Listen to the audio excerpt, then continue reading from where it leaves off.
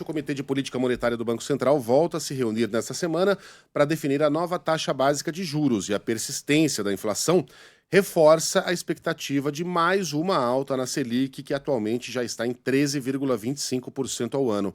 Em fevereiro, o IPCA fechou em alta forte, de 1,31%, maior índice para o mês em 22 anos. Segundo o economista André Brás, da FGV IBRE, a pressão sobre os preços, em especial dos alimentos, continua forte em março. Se a gente fizer a média entre os meses de janeiro e fevereiro, a inflação realmente está muito elevada dentro desse primeiro trimestre. E o que a gente já observa de coleta de preços para março, apesar da gente não ter as mesmas pressões previstas para esse mês, né, muitos reajustes que aconteceram em fevereiro não vão se repetir em março, a pressão inflacionária continua muito concentrada em alimentos. FGV IBRE, agora FGV é FGV Instituto Brasileiro de Economia, né?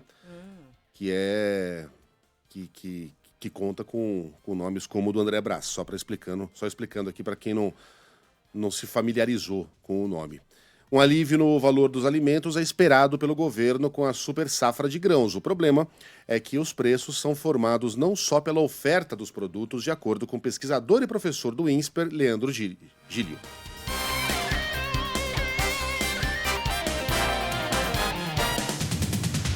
Daqui a pouco a gente coloca, tá? O Leandro Gílio falando.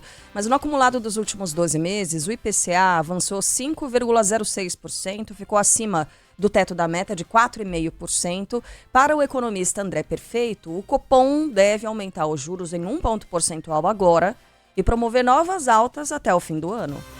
Isso daí faz que o Banco Central mantenha a taxa de juros num patamar elevado. A gente deve ter uma alta de 100 pontos base na próxima reunião, somado aí a outras altas ao longo desse ano. Deve fechar em 15% a taxa Selic em 2025.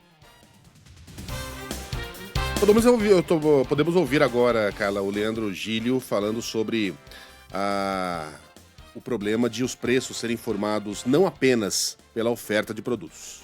Se a gente tiver uma regularização aí dessa relação de oferta e demanda, ou até um excesso de oferta, naturalmente os preços eles tendem a cair, né? Mas existem também outros problemas que envolvem, né, essa questão da inflação dos alimentos, como, por exemplo, a própria elevação de custos produtivos, custos de insumos, custos de energia, custos de combustíveis, isso daí necessariamente também é repassado ao consumidor. Então, apesar da gente ter uma safra maior, a gente também tem aí, a gente leva esses efeitos desses outros setores que se interrelacionam com a produção agrícola.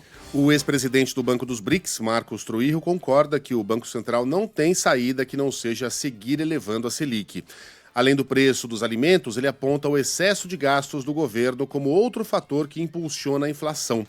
Em entrevista ao Canal Livre da Band, Trujillo afirmou que sem a redução de despesas, dificilmente o cenário econômico vai mudar.